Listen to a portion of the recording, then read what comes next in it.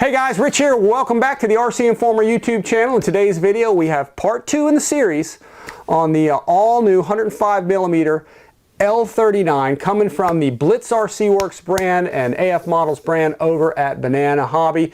The prior video, guys, part 1 was just an unbox, a good look at the parts and sort of a review of everything. And now in this video, we're going to get this thing together for you. If you guys want to check out the first video, it's available on the RCINFORMER YouTube channel. I also put links to it in the upper right-hand corner of this video, the little white information card that pops up. You can click on that and bring down all the other videos in the series on this airplane. Now, we are going to do it in a series because there's so much to it. It's a big airplane and it would make a long video, like 4 or 5 hours long. So we're going to break it up into little pieces. And then the video to follow this, after we get it assembled, this is going to be a basic assembly where we put everything together, the big pieces, hopefully get the landing gear down and so forth. And then the following video, I think what we're going to do is we'll install the JP fan and speed controller afterwards in the third video. And then from there on, we'll do some other videos and of course flying videos and so forth. So it'll all be in a series. So to get those videos, guys, and make sure they come to you, please like, subscribe, and hit that notification bell in the lower right hand corner. That notification bell, when you activate those notifications, it'll let you know when we put the next video out. And we're trying to get this one out to the field and flying just as soon as we can, but it is a big model. It's kind of involved. It's really cool. And I really want to break it down for everybody so you can sort of see the evolution of it out of the box, setting it up, and then out to the flying field. So to support us, guys, use our links in the description below. Check these out at Banana Hobby. Also, you know, hit that like button. We've recently learned that hitting that like button, the thumbs up, that's what sets off the YouTube algorithm to pass our videos out to more people so they see them. So me and Steve work pretty hard. We do appreciate you guys supporting our channel for sure. We're also on Instagram, so check us out there as well. And without further delay, guys, we are going to get on to getting this beautiful L-39 together. Okay, guys, first step of the assembly, for me anyway, is just going to be to get this nose cone on. You guys can do this stuff really in, you know, almost any order you want to, but I'm going to start with this just to get the whole of the airplane together. You can see there's only 3 connections that go here: landing gear, gear doors, and we have the rudder. So all we really have to do is, you can see right down here in the forward compartment, there's 4 screws here. All I did was pre-position these. These are fairly long screws, machine screws, as you can see here. So with washers, you just want to go ahead and position, you know, the 4 of those in there. And I already pre-assembled this just to make sure everything would fit. And again, there's just 4 holes. Notice here also as well that you know, these blind nuts are buried in there pretty far. You can see they're way in there. Okay, so sometimes aligning that screw in there is kind of tough. On the inside here, you can see those blind nuts, again, 4 of them all in there, and they're just kind of ready to go. So all we really need to do here is just feed this stuff in place, and we'll do that for you here. We'll get the 3 of these in here, and we'll grab them from here, and we will put the nose on. It's really just this simple. And then again, here can be kind of the challenging part, is, you know, getting those 4, you know, screws to line up. But once you get one of them, you can feel it kind of bite down, and you can get that pretty much in place. But again, you see they move around a little bit. So there is some space and some play in there. There's not really a beveled edge to necessarily get those all in there. And then once they're in place, you know, you have to use a nut driver, a socket driver to put those in place. In fact, what I'm using to get that in there really is you'll need some sort of a, you know, 3mm metric to tighten all 4 of these in there. Now, once you get the 4 of these tightened down, you know, your nose is going to be in place. And then we just have really just 3 connections to make, as we talked about. And I'm going to zoom in on the board so everybody can see. There's actually a few boards here that we have to look at. But really all we're going to do is right down in here, this board right here that this line comes off of, everything is labeled real nicely. In fact, this board right here is the gear controller board, right down in here. And then under this, there's actually a brake board right here. And then under that is actually your gear door board. So they're all connected together, sorta. And then all you have to do is just, you know, just connect them together. So, you know, we'll start off here with the gear connection, which there's really just 2 of these, or just 1 of these that goes in place. Again, you may want to check the tightness of your connections. This one seems pretty tight, so I'm okay. If you guys need to know how to tighten your connections, I'll put a link right here in the upper right hand corner, and also on the RCINFORMER YouTube channel. I put a video there of how to tighten your linkages to make sure the electrical contacts are good. So anything on this airplane, if you have a loose connection, make sure you tighten it, and I'll show you that easily in the video.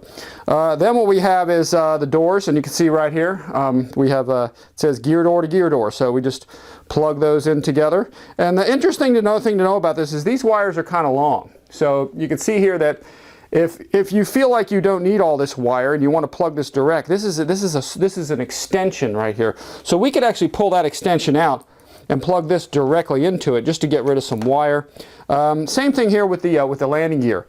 This is an extension too that goes in there, so I may pull that off and just put that directly in there. But just know that they left you extensions here, and everything is really, really well labeled so you can get it all together real easily.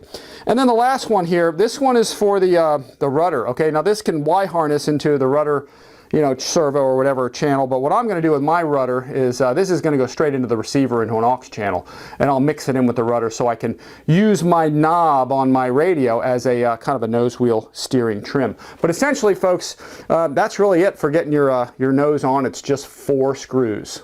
The next step is just making sure that your canopy fits in place, and this may vary with airplanes. Okay, you may have one of these that you put on and it fits on perfectly. In my case, they left me a lot of extra kind of, you know, just Lexan plastic sticking out of the back here, and it looks like it wasn't quite trimmed to the panel line. Now, they may have done this intentionally. I don't know if this was done accidentally or intentionally, to make sure that once you put your nose on like we just did, that the length of this may change depending on how much you tighten those, because you don't want to tighten them too much. You just want to tighten them so they're snug. You don't want to compress and squeeze the foam together too much, and depending on how you tighten those, it will determine a little bit of the slightly, maybe millimeter wise, the length of front to back of this thing. So when you put this thing on and you tongue and groove in the center, you'll have to kind of determine how yours fits in. And if yours goes in nicely in the back, great. With mine in particular, as you guys probably can see right here, I'll go to sort of where maybe the little problem area here is that they left a whole bunch of extra plastic on there, and it's actually touching right here on both sides. So clearly I need to trim a little bit. Again, that may be a one-off of mine from the factory. The canopy may go on perfectly for you, so just be careful when you're putting it on.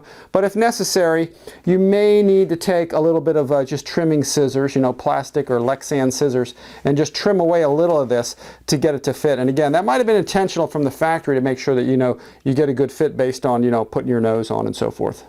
Now, as I began to trim the canopy, I really wasn't liking the fit back here and the way they trimmed the Lexan. So I actually called the Banana Hobby, and they're actually going to send out a new canopy, so that'll solve the problem. So if you guys have any issues with any of the parts you get with the airplane, which this is the only piece that really has a fit issue of any kind, just contact Banana Hobby and they'll send you another one. So here's what I did. I actually peeled my canopy off. This isn't something you should have to do, but what I did was just taking my the Lexan here, I just literally started just peeling it away. It took me about 30 seconds to just sort of peel the adhesive away, and I just took the canopy off. So and that way you can just take your lower deck, and this is just for now until the new canopy arrives, and then you can settle this down into place. You can see how nicely it all locks in position. It locks very well, and you can see there's a little lip, there's a little edge right along here where the Lexan is supposed to fit.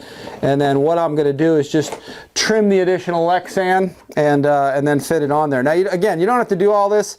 Banana Hobby will send you another canopy if you need it, or another part or something. But in the meantime, I'm just going to get this set up so I can kind of finish up the video while we wait on the new canopy. You can see here the fit on the canopy now. I went ahead and trimmed the edge with some Lexan scissors. If you guys don't have a pair of Lexan scissors, they're pretty cool. They're curved, but they let you basically cut a straight line, kind of from the side. So as you cut down, the line is straight, but you can hold the scissors off to the side, and that's the reason for the curve. I also used just hobby knife and just some fine sanding paper, and then we'll glue it all on with FOAM-TAC. That's pretty much what you want to use.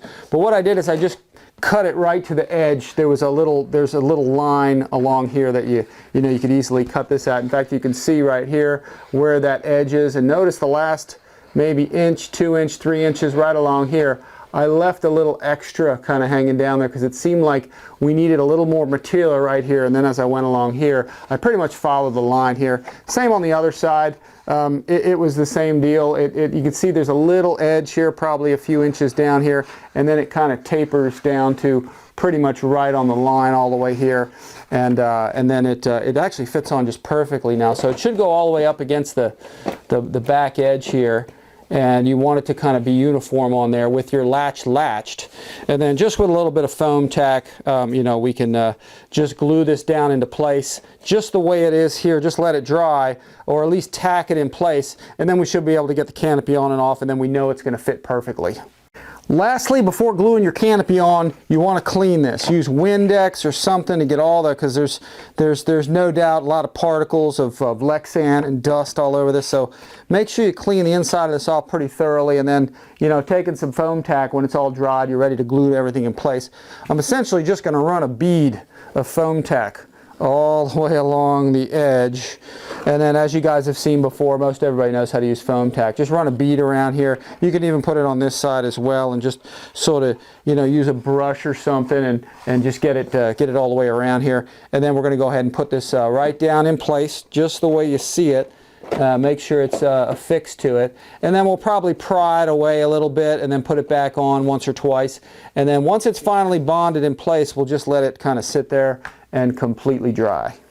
Okay guys, after running a bead of FOAM-TAC along the edge and gluing it on, just like we said, just leave the, you know, the foam piece down there, glue it on here. You can see I've only had it here for about 5 or 10 minutes now, and you can see how nicely this turned out. It pretty much runs almost along the edge here now. It goes all the way across the bottom of this like it should, and it fits on real nice. It's pretty much flush here with the back plate, and you can see how nicely this goes on. Now, it doesn't necessarily push right on. You do have to release this to get it to snap, because I think in prior versions this pin was a little short, so they made this pin nice and long, which is good. It'll help keep that in place, but you can see now that this thing just snaps into place nicely, and it's a perfect fit. So again, if you run into this, you can just kind of fix it like this. It's not really that big of a deal, but again, I'm waiting for the new one to come from Banana Hobby, the original, or the you know, the replacement. And if you have a problem like that, you know, just contact them and they'll get to you. Again, right below I will put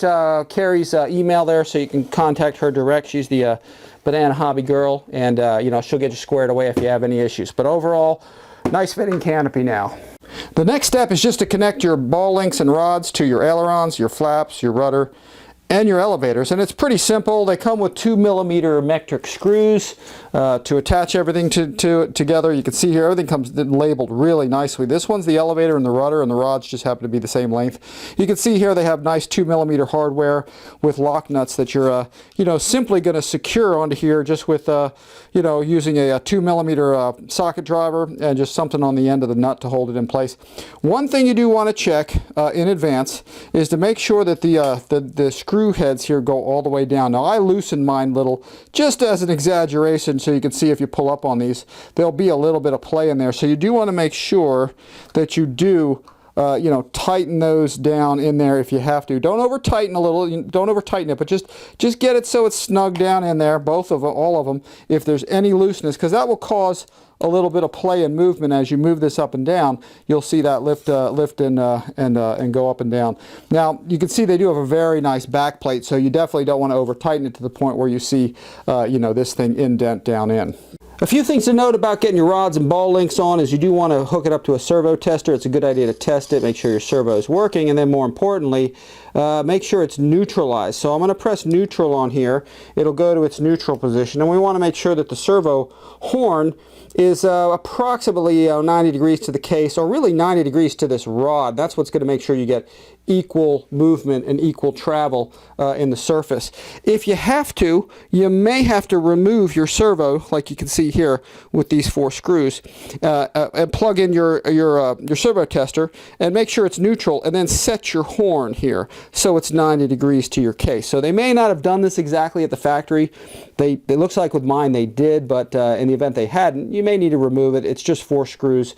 It's pretty easy to do. So once you've done that, now it's pretty straightforward. Actually, I'm going to go back into my manual mode, and with my servo horn, as you can see here, 90 degrees to my case, or really better yet, 90 degrees to my rod right here. Then I can adjust my rod linkage length and really get it to the point where we're about neutral. We should be, about neutral position on this. And if we're not, we can, screw in, tighten in our ball links and our rods, make it longer and shorter so it fits appropriately. And now it's pretty much, pretty much ready to go in position. Now, one more item to note too as well is these horns are almost the length of like hardcore 3D horns. They're very long, so we don't need all this travel, otherwise we're going to lose resolution in the servo. So it's advisable, if we can, to go to the farthest inner hole on this thing, and if not, the next one out. Now, in order for me to go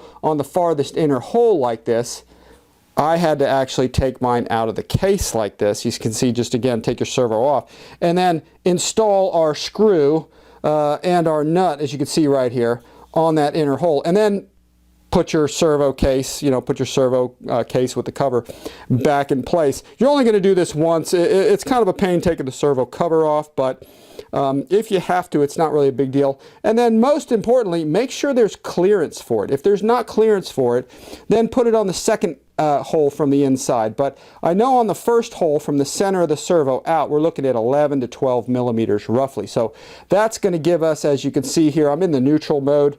You can see that's going to give us more than enough control surface deflection that we're going to need, and we're going to get full resolution out of it. So now I'll talk about that a little more during the flying portion as I get to it. But most importantly, and I may change that as we get into this, but more importantly, if you have clearance, and you can see right here, if you have clearance, you're good to go. If you have to trim your case a little bit or your foam, that's fine, but just make sure you have clearance on this thing, so you make sure you have you basically bind-free controls.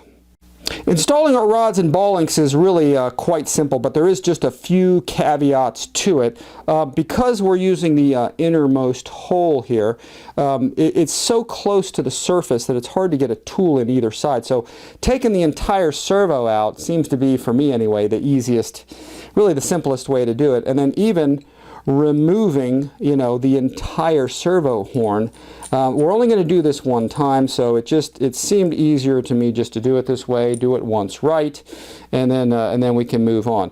It's important to note really that these are long arms, folks. They're almost 3D style. So from the center of the servo horn screw to the first hole, you're looking at about 11 to 12 millimeters. So if you go to the second one, you're probably okay. But any farther out, you start losing torque, you start losing resolution, and we want that fine control.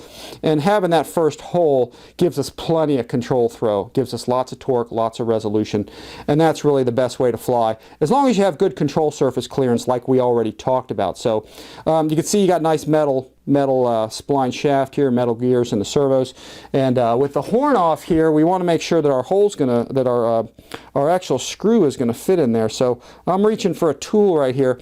We want to use really just a kind of a hand mandrel type thing. This is one of those dead center tools here, and we want to widen the hole. Now I already widened the inner hole already and tapped it, so I don't want to re-drill it because I don't want to ruin my threads I put in there. So I'm going to demonstrate on another hole. So I'm actually going to use, let's just say we'll use this hole here. You can see they widened this upper hole already. It's actually kind of too wide. But just for example here, folks, I'm just going to drill this out a little bit just so it gets a little bit wider. And you're going to need that for the 2 millimeter screw. Otherwise, it's going to be really hard to fit it in there and tap it in there. So again, that's just for demonstration purposes.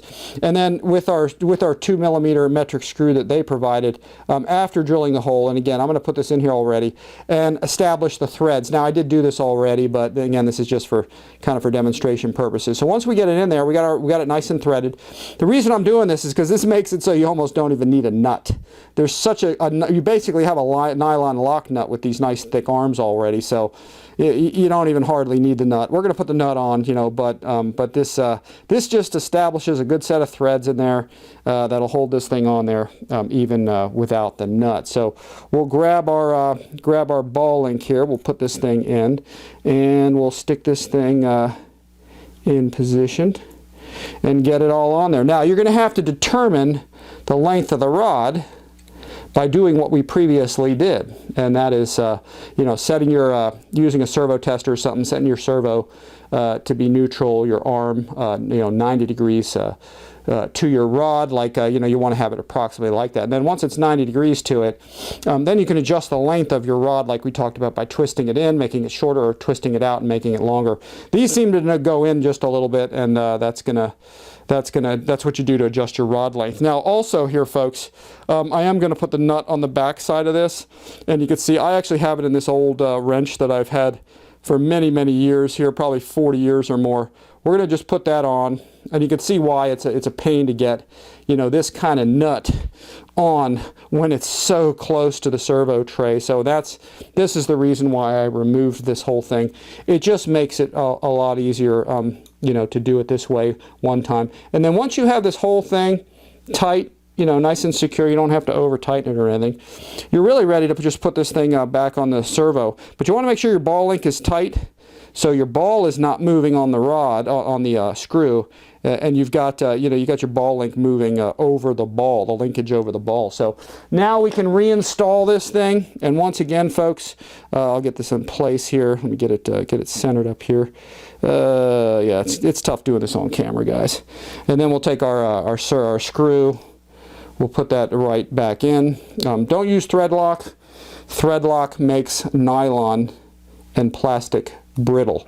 You don't need it on this because you've got nylon. The actual horn is already nylon, so it acts like its own nylon lock nut. Just make sure it's on there tight enough. And then here's the critical part, just like we talked about. You got to have clearance. You got to make sure that nut is going to clear this thing. If it's not, you can probably trim the plastic a little bit, and you also want to make sure that on this side it clears as well, which I can actually show you here on the surface, just like we talked about it here. You want to make sure that you've got clearance on both sides. On this side, right here, it's actually just foam, so it's really not, the servo could probably even power through it if it had to, but you want to make sure it's trimmed enough here, which mine in the stock condition was, so that innermost hole will work as long as you have you know, the proper clearance that you need. Next up, all we have to do is just attach this end, and we're good to go. Putting your servo back in is just as simple as taking it out. You really just kind of put it into place. You can very carefully just line up your wire down there. It'll fit in there pretty nice, and this thing actually snaps into position. We've got 4 screws to put in. I'm really not going to put in all 4 because I think everybody kind of gets the gist of it after just doing one. So I'm going to line that up. Get that in place. I usually back off my screws till I hear a click, and then I know the threads are lined up. That prevents me from just sort of rethreading or cross-threading, I should say, and damaging my existing thread. So all 4 screws back into place, wire back here in position, and it should be ready to go. If it's not going all the way down in there, just make sure it is. Usually a fingernail or just a flat blade screwdriver will put that all back in place. And then we just have really our final ball link to really line up in position. Just make sure that's nice and straight.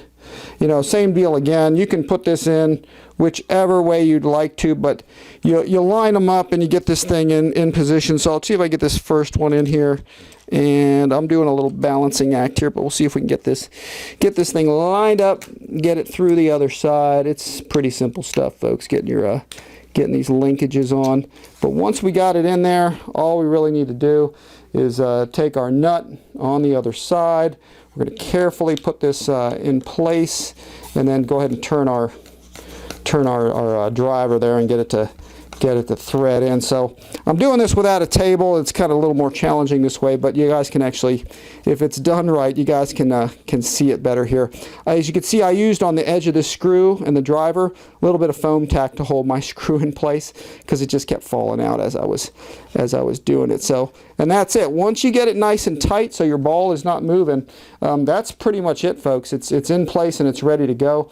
And here is why it's so important that you actually center your servo with a servo tester and get it about 90 degrees to the case or 90 degrees to the rod, because in order to adjust these rods, you either got to pop this linkage off, which is kind of hard to get to. This one you have to unscrew to remove. So, but at least that way, you know, if you center your servo first, you can get your rod to the approximate length, and that's it. Your flight control linkage is on. Now we're going to do the same for the other surfaces, the rudder, the wing, the ailerons, the flaps. Flaps might be a little different, and I'll talk about that during the flight demo, because I don't know till I get this thing all set up. We'll probably talk about it during the setup. I don't know what throw they need and which hole it needs to be on, so I'll work that out and talk to you about that later on. But essentially, you basically have 2 ailerons, 2 flaps, again a rudder, a vertical, and then 2 horizontals to get your horns and rods on, and then we can move on to the next part. Now, one more point I want to reiterate a little bit that I talked about before was really these horns. Really nice, high quality steel horns, but make sure that when you wiggle them a little bit, they're not moving. You can see in this one in particular, they maybe just didn't turn the screw tight enough, and we have a little bit of play right there, and that can cause your whole surface to move a little bit. In fact, front and back, this whole thing's moving a little bit. So we have these really nice flush mounted plastic backers that these things actually thread into. So we don't want to over tighten it to the point where those things get, you know, compressed down into the foam. So, but be sure to take a screwdriver and just very carefully insert that in there and just tighten it enough where you get that play out without compressing the foam. I'm going to do that here to all 4 of these, and I'm doing this through the camera, which is why I'm shaking a little bit, because it's really hard to see how I'm doing this. I'm doing it through the camera lens and not actually looking at the screw when I'm doing this. But if we tighten these up a bit, again, so we don't compress the foam, we will get yet another little bit of play out of the flight control surface. And make sure you look on top, make sure it's not compressing or anything. It probably went a little flattered. You can see how nice of a part that is. Now when you move this thing, you shouldn't see it move at all, and I'm moving it forward and back. I'm not getting any movement now. So just check for those on all your flight control surfaces to make sure that they're all just snug and secure. There are a couple special plastic parts that come with the L-39. One of them is this little plastic piece that goes right above the rudder on the vertical stabilizer. It's some sort of an airflow fence of some sort. I'm taking a guess. I'm not 100% sure. If you guys know what it is on the real airplane, please let me know.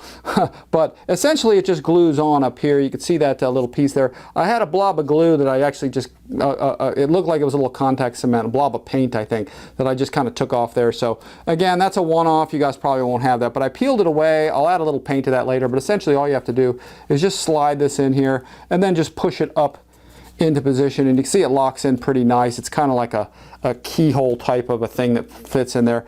And then once you get it in place, here's where it's a good idea. Take some thin CA, something like Zappo Foam Safe or other, and just put a little bit right along the edge here and let it wick in. Same thing along this edge, let it wick in, and that way you know that, and then just kind of hold it down, maybe grab the edges of it here and just hold it down. That way you know it'll be nice and secure, and you'll have a very nice glue job to this thing.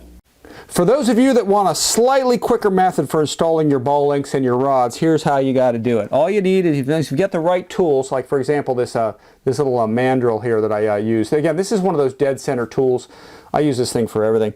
But what you do is you put it right in that lower hole, and very carefully keeping it flat or close to the surface. You can go ahead just like we did before. You know, just drill your hole out, keeping it nice and straight. And then once you got that done, which it looks like we're about there, you know, very carefully, you can take your nut driver here. You can take your screw, put it on there. Again, put it right through here. You can tap your screw if you want first, just get it threaded. Make sure your threads, you know, it'll form threads within that nylon. You notice how it's very close to the surface, and that's why I was saying it's kind of easier just to take it off. But this is just a quick method of doing it, and it does work pretty much just as well. So I'll go ahead and put my my ball link on there. Okay, and put this right in.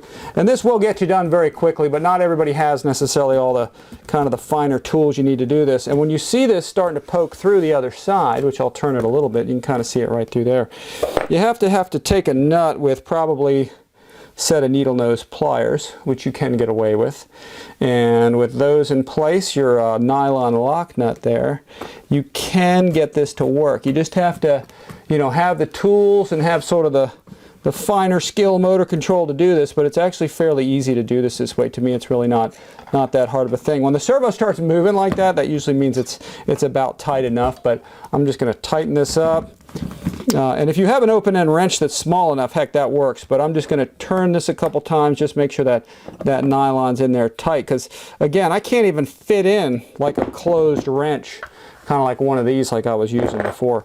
And then once you're done there, you can go ahead and make sure your servo's centered, which is hard to do with the wing, actually. But you just essentially, from this point on, you can get the rest of your ball links on. And I'll go ahead and put this in place.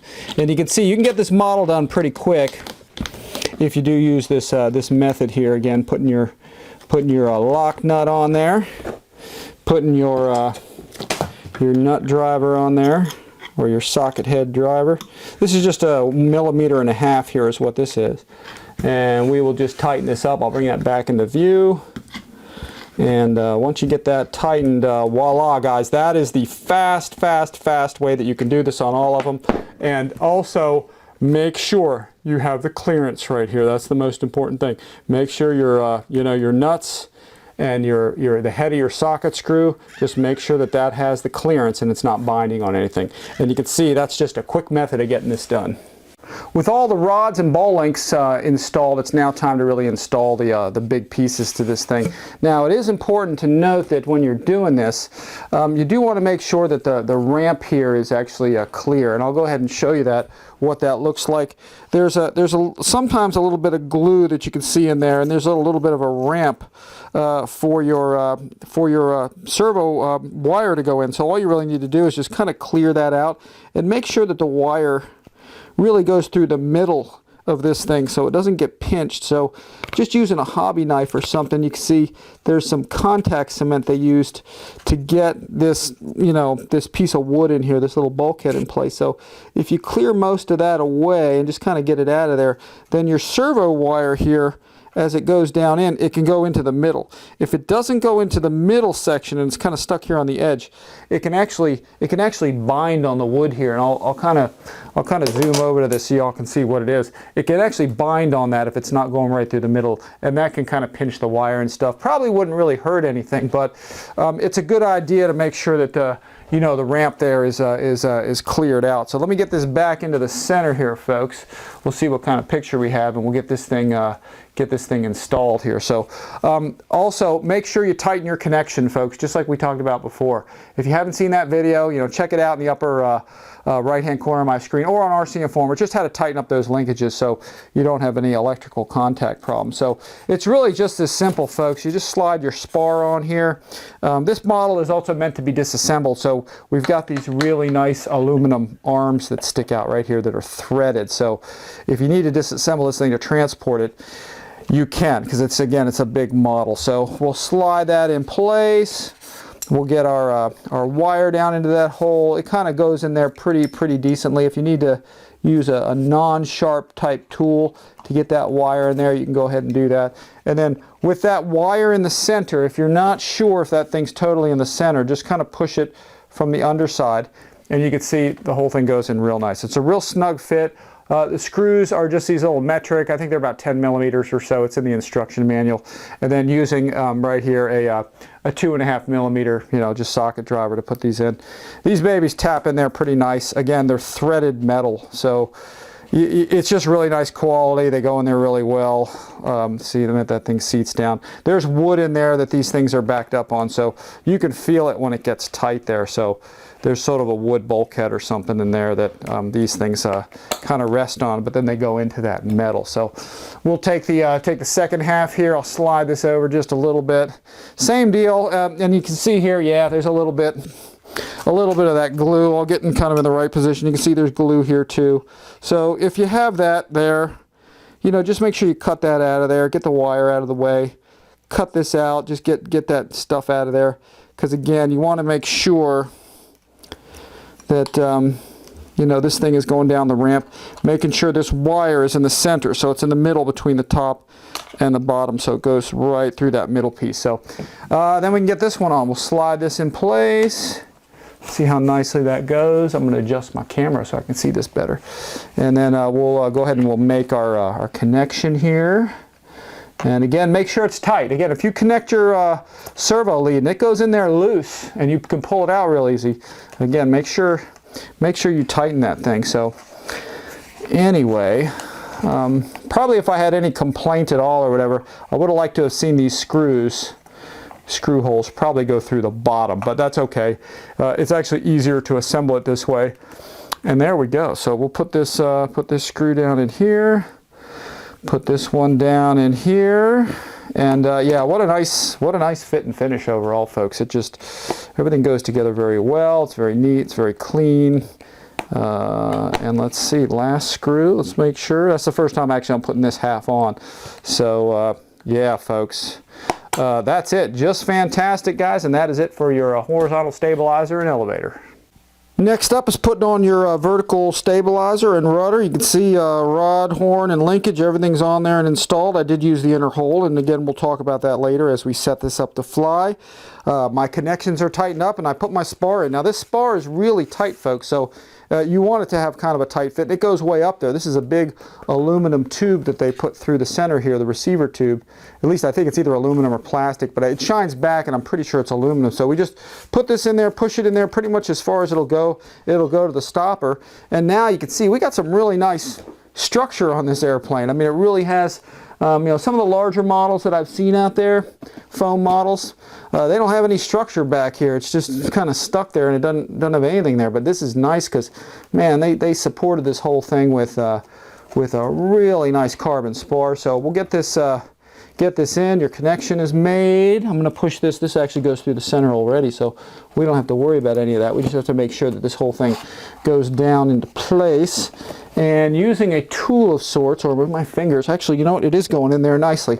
I'm just sighting right down here to make sure it goes all the way in without pinching anything, and it looks like it's going right down into place. So really nice fit. And then once again, folks, we have you know, threaded holes here. So let me grab a couple of screws here, right into metal threads, as you can see here. We'll get that in place and see how that taps. Make sure that goes into place. We'll get this one going in, and let's see if that'll tap right in as well. Get those to go in. Actually, I don't think that rear one quite tapped. I think I probably had it a little bit. Let's see, we'll feel it go tight when it's in there. There we go, that one's good. And this one I probably got to wiggle it around a little. Didn't quite go in there. I'll just move it around a little bit. I think it's biting now. You got to feel it in the screwdriver. You got to feel it in the tool. And I think it's biting in there. It doesn't feel like it's going. It should get tight when we get to the bottom, to the base of the, there we go. And it's nice and tight. And that's it, folks. The tail on this airplane is awesome. It's got lots of structure in there. Same thing with the horizontal. It's pretty tough. And that's it, guys, for the empennage on your airplane. The next part of assembly is just getting the wings on the airplane. There's a few components I'm going to leave off it for now. One of them is the external tank, which actually you can glue on, but you can even with these two screws, like we saw in the unbox video, you can unscrew these things and take them off, but it's intended for the pylon to be glued on. I don't like to do that kind of stuff until the end, because if all this stuff is on there and I'm still moving the airplane around, assembling and stuff, you tend to tear that stuff off. So I'm going to leave the tank off for now. Also, the other thing is the this kind of pitot tube, it looks like. This just really just glues on, and I may reinforce that with some carbon fiber, a tube or something, just so it's easier to come on and off. But I'll decide that later, so I'll leave that off for now. And then the other thing that you want to glue this on, this is a landing gear cover. You want to glue this on with the wing off of the airplane, but before putting it on, you actually have to cut, you have to trim a little bit of the plastic here, because it has to accommodate this wire when it's cycling, when it's in transition, the gears going up and down. And I want to witness that before I actually glue this piece on, so I can kind of see what to do with it. So I'll figure out which way it's going, what I need to cut, you know, just like the instruction manual kind of says. And then once I power it up, I'll see it move up and back and forth. I'll figure out how to get this on, and then I'll either glue it on with the wing on the airplane, or I may pull the wing off and glue this back on. So for now, those parts are just going to stay off the airplane. And you can see right here, I'll put the wing down on the ground. These are your wing spars. It's really just this simple. There's two of these things, and they just come on and off. And one nice thing to note, folks, I'm using this BlitzRC Works stand. I'll put links for these stands in the description below. These are really meant for bigger models. You can see it actually has a really wide base down here to carry much bigger models, and it really supports this thing well for, you know, working on it and transporting it and everything, so forth. So what we'll do is we'll just slide these in place. You can see how nice these go in. They fit, you know, pretty much gloved. They're actually fairly tight going in, so that's always a good thing to have. And then you want to make sure, of course, your wing stopper is down in there. We talked about that during the unbox video. And when we push it through the other side, the spar through there, we'll be able to tell if there's, you know, if the stopper's in there or not. We want to make sure it's there so when we put the spar in, it doesn't go all the way into the wing. It stops somewhere kind of halfway. So, all right, we'll line these up, get these spars in here, and very carefully we'll push these in while we're pushing on the other side to get the spars going in here. And it's a little tight here on the gear. You can see it gets a little bit, almost like it's going to kind of damage the foam wheel well or something, but it won't if you push very carefully, get it against the edge, and it might scrape it a little, but hey, it's a wheel well, guys. Just push down on that and you'll see the landing gear will actually slide in there, you know, pretty nicely. It's a very tight fit, and you can see it's pretty glove tight on there, folks. So I'm going to do the same for the other side. In fact, I'm going to push on this spar on the opposite side, make sure it's not going any farther, and that way I know that I've got the spar stopper there. So I'm going to let the plane kind of roll over on its side a little bit, which is what's nice about these stands. And I'm going to take the other wing. Again, same deal. We got it all together. Rods and horns are on there and everything. And then we're going to put the this side on here as well. So I'm just going to feed these in here, and this is going to make sure everything's balanced. And you can see I'll get that wing on there. Now we have a little bit of balance now. Same thing, I'm going to push down on this gear, but you really don't have to so much. It fits in there. It's a very tight fit. At first it looks like it doesn't fit, but then as you get this on and you find out it fits just super nice. And that's it, folks. This thing is on there, minus of course the 4 screws that you have to put on. So I got those right here. I just had to grab them off my desk there. So here we go. We'll go ahead and we'll put the 2 of these in here, and we'll see how this see how well it taps in there. As I move this along, we'll see how that goes. As I insert this down in here, we'll very carefully turn this, and it should thread through into those pieces of metal there, and it looks like they're going in there pretty good. You just continue to turn them until they get tight. They're going into metal threads in there, and the beauty is, as we know, is that the ailerons, the flaps, the lights, the landing gear, all those connections were made by that single point contactor in there. So, and that's it, guys. Just 4 screws to get both wings on, and we're done. I'll get the other side on, and we'll move on to the rest of the airplane. Now, one thing to note about the wing screws is they should, when they're done, be completely flush with the wing, maybe even a little lower. At first, mine weren't going in all the way, and I think that's because the metal threads that are down in there that are like this actually have plastic under them, and when you screw the screw all the way in, it actually goes in deeper and starts going into some plastic. So I guess I could have drilled that out, but I think if you just power the screw through that plastic at the bottom, they'll get flush with this, and you'll feel when they get tight. So it is a really nice tight fit, and that extra plastic actually kind of acts as like almost like a thread lock. Also, when you're putting this rear screw on in particular, it's really close to the side of the airplane, so you can scratch this up easily because it's just foam here. So it's probably not a bad idea to put something there to kind of protect it as you're either putting in or backing out that screw, just so you don't damage the nice finish in the side of your plane. Now that we have the wings on the airplane, finally, we can actually power up the landing gear just using, your typical, servo tester, servo driver here. I'm going to go ahead and get the landing gear plugged in so we can cycle it and operate it and take a look at it. With the airplane upside down and the servo tester connected, we can cycle the gear. Let's go ahead and get the doors open. They'll open up first. And the gear comes out nice and smooth. I can see the jack screws in there turning real nice. Super nice. Then we just have the center door should close up.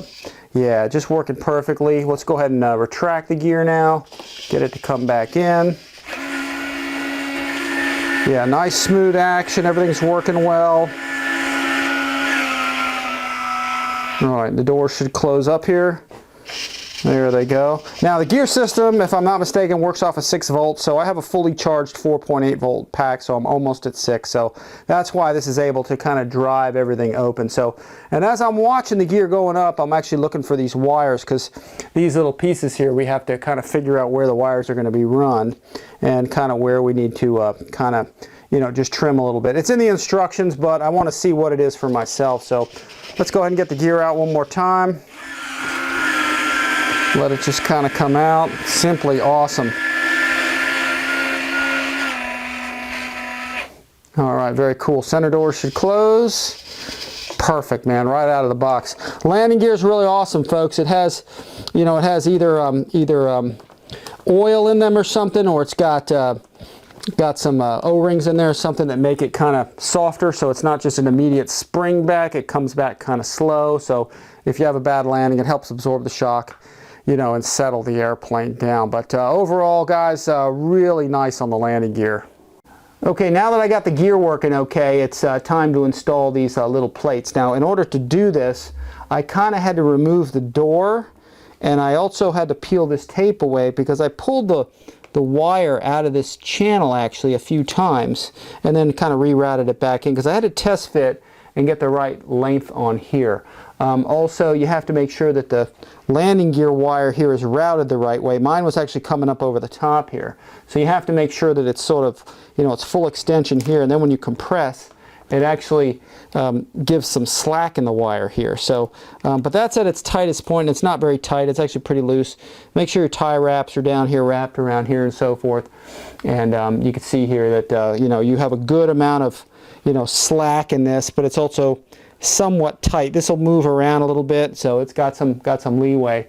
And then you can see as we retract the gear, you can watch kind of what the wire does here. It's going to fold up just a little bit, but it's going to tuck in right here. Okay, it'll actually pull once it gets in there, and it'll lay pretty flat and it'll go down. So we have a really nice joint. You can't even see the wire now. It's real cool.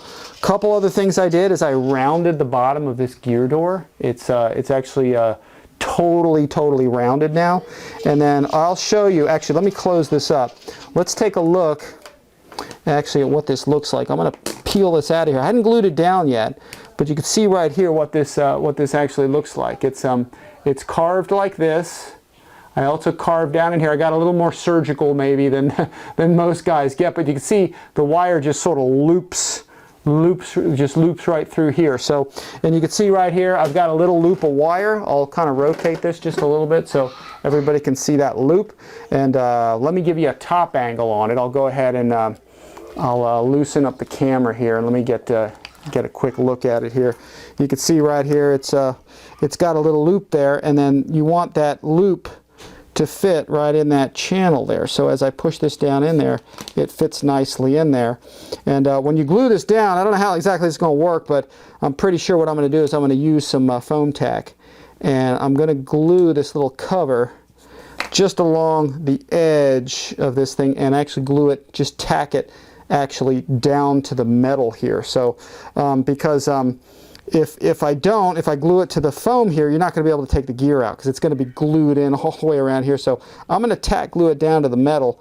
But anyway, you can get the gist of it. Again, how surgical that is, how nice and smooth that is.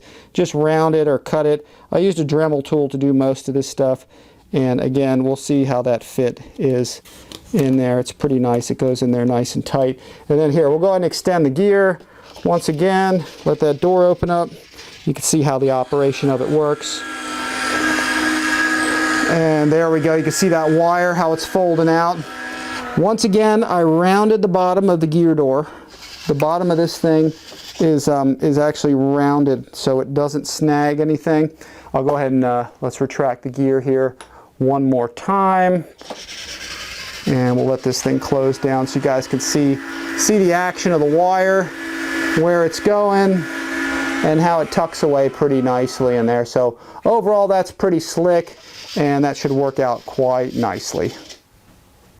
Now, for those of you that prefer an alternate method of installing these covers here, these little gear covers, and don't mind doing a little bit of extra work, I came up with this method to install these things. You can see right here, I actually installed two little screws right here into two little blocks of wood that I actually made to put in here. And what I'll do is I'll unscrew these so y'all can see exactly how I did this. Just backing off the screws here. What I did is I ended up screwing two little self-tapping screws in here with beveled edge head screws. And what I did was I glued in here, And I haven't flown this, so we'll see how this works out, but I glued inside here 2 little blocks of wood. So you can see I use these 2 little beveled head screws right here to go in place, and I glued these on with FOAM-TAC. So the FOAM-TAC should stay tacky, should keep those in place. They're not moving. But if you need to remove that at a later time, you can. Now I was thinking of originally actually tapping some screw holes actually into the metal instead of the wood block, which is another way that you could do it. But I decided to let's try doing it with the wood block first to see if that works, and it seems to be working, you know, really nice so far. So, you know, for this end here, for this part of the tray here, or the nice servo cover, I basically just drilled a hole through there through drill bits with just my fingers on a drill bit, and you can see where those came through. And then to do the bevel, I just used this little beveler bit that I have right here, which is just, you know, all you had to do is just by hand, because this is just a 3D printed part. So I was able to just sort of put these here, just sort of spin it just loosely with my hands and make that little beveled edges. So when the screws go in, they actually flush mount pretty nicely. So it's a pretty nice arrangement how this whole thing worked out. So, and also just as another note too, for those of you that you have to modify this plate. Now this plate in future versions from the factory may come already with these cutouts. I'm really not sure. Some of this stuff always seems to be still in a little bit of evolution. But also notice right here in this corner right here, I actually had to fill this up. I filled this area up first with thick CA, okay, and then I hit it with kicker because I needed to solidify this area, because sometimes these 3D printed parts, they get a little bit brittle. So by putting some glue in here, I basically made a big post out of this, and then just cut all this stuff with a Dremel tool, and just cut this here with a round Dremel tool wheel type thing, and it fits real nice. So you can really see how nice this actually turns out as a finished product that you know, you can service it too. I really didn't like the idea of gluing this thing down. You don't want to glue it to the foam, because then you won't be able to get it out, and if you glue it to the metal, then that might be tough to get out. And then of course I've got this wire going in here through this hole and around, and then you're probably not going to be able to get that screw out. So it made more sense to me to just, you know, screw this thing in, and you'll see I'll put it back in here and we'll operate it again. But just these little tiny, you know, self-tapping screws. If you have a beveler, you know, and you bevel that hole, you're very careful, very precise. It's a little surgical doing this, but I think the end result of this thing is really a much nicer kind of finished product. Maybe even the factory will adapt something like this.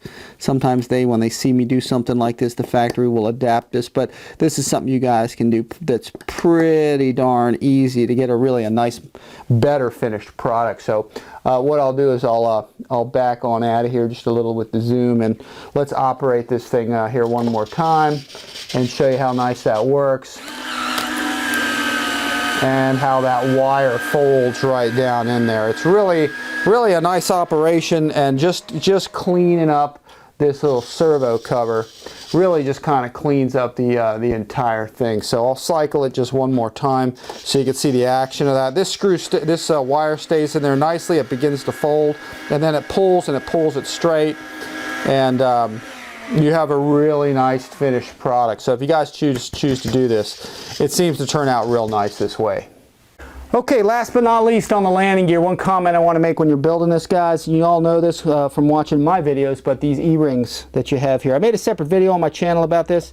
You guys always want to take some FOAM-TAC, preferably, or contact cement of some sort, and basically safety wire your E-rings here. You can see, just put a little bit around your E-rings, okay, and that will keep you from losing your E-rings, okay, because if that comes off, you lose the pin, your landing gear will fail. It'll probably break something or wreck something on the airplane, and you definitely want to make sure you do that. There's E-rings on both sides, there's E-rings on the main gear, but if you do this one simple trick, you'll make sure that you never lose an E-ring. And if you ever need to service the gear, again, you can peel these off, pull your E-ring off, pull your pin off, and then do what you got to do, and then put it all back together, put your E-ring back on, and then you can put you can put more FOAM-TAC on it. So it's a great way to keep keep your landing gear in good shape, and make sure you don't lose any parts There's also one here on the wheel. I think there's one on both sides. Yep, on the wheel here.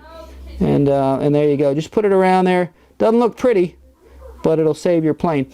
Also, if you do have some parts here where, you know, maybe the actual FOAM-TAC is kind of sticking up, if you lick your finger or get it wet and just dab it down, it won't stick to your hand, but it'll make a nice round dome over that, and it'll keep it nice and neat and clean. So guys, FOAM-TAC your E-rings, especially on a nice jet like this. Now there is one more area of scale detail on the underside of the nose of the airplane, which I thought I would show you. You can see this little slot right here and where that goes in, and all it really is just a little antenna type arrangement here. Just put some FOAM-TAC or put some CA on there and glue that in place, and that's pretty much going to complete for the scale details on the airplane. Now for me, I'm just going to leave mine off for now because I'm not really done working on the airplane as far as, you know, getting the fan installed, which we'll do in the next video. But for now, just to show you how that goes on there and how that looks, it's just another nice scale detail on the model. Last but not least, I just wanted to show you guys these two parts. These are actually screwdriver hole covers. The fan is intended to be installed back here through here, and then these are designed to actually cover the holes that you use to put the screwdriver in. The screwdriver goes down through there, and that's how you can reach or access your fan to remove it. And these are just little plastic hole covers, so after you're done with the install, you can kind of lightly glue these in place. I guess if you want to get the fan off later, you pop these off. However, just keep in mind, for the purposes of this kit, I'm just showing you this stuff. This could change. I've seen other guys actually cut the hatch out here where you actually have a bigger hatch. But when we install the fan in the next video, we'll talk maybe a little more about that if it changes. But just know that there's two plug hole covers there that do come with the airplane. Okay guys, that pretty much concludes this video of assembly of this beautiful 105mm L-39 coming from Banana Hobby under their BlitzRC works and AeroFoam lineup. As you can see, it went together really nicely. Mostly screws, tiny bit of glue here and there. Everything was like a perfect fit, with the exception of the burble on the canopy, but I did get mine to fit really nicely. Somebody at the factory just, you know, kind of snapped it together, you know, didn't cut the Lexan properly, but you know, it's a one-off. In fact, I've heard from Ralph Salgado that there's been about one or two folks that had one that was kind of done wrong like that, and I was one of them, so I always get the one-off things. But anyway, I got a new one coming in from Banana Hobby to replace it, but I thought I would just trim it up right, which you can do with yours if you want. I thought I'd trim it up right so you guys can see how it really looks, you know, completed on the model. You can see this is mammoth. I'm like a little man back here with this giant airplane. Very impressed with this thing, folks, and this is just the first in a whole series of 105mm models that are coming from Banana Hobby in the BlitzRC Works AeroFoam brand. Again, you can see how big this thing is. It's about 1,800mm, maybe a little longer, about 1,500mm wide, but it looks a lot bigger than that. It's hard for me to get down in the frame here. I'm trying to let everybody see. I got the lights fired up. I just put a servo tester in here with a battery so you guys can see the lights. Things like the pitot tubes, I had not put these on yet. I'm going to wait to get these on here. Same thing with the external tanks. I just dry fitted them on so you could see them. I usually don't like to put those little details on until the model's done, because if I'm moving it around, I sometimes break that stuff off.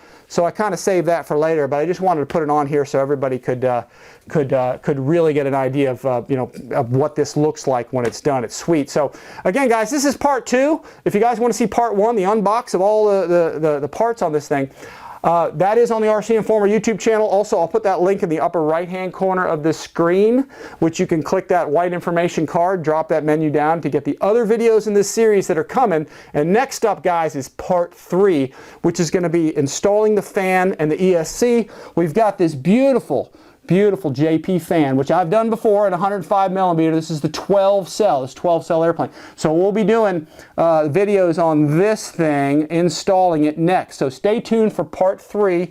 We'll be getting that in there with 160 amp V-Good speed controller. The factory test pilot, Ralph Salgado, he's been doing all the testing on this and improving, and I've been kind of coordinating with him on getting this video done and some of the particulars of this airplane. And he did the testing on this, and if I'm not mistaken, I think he said it put out like I think he said it put out like 17 pounds of thrust. The airplane weighs about 16, so it's got some power to it. He tested many fans, he tested many different speed controllers in combination on test stands, and he found this was like one of the most powerful settings. Also, for those of you who don't want to mess with the speed controller and the fan and that, coming in February here real soon on Banana Hobby, and I'll try to put links below this once they come out. In fact, actually it's this week, I think.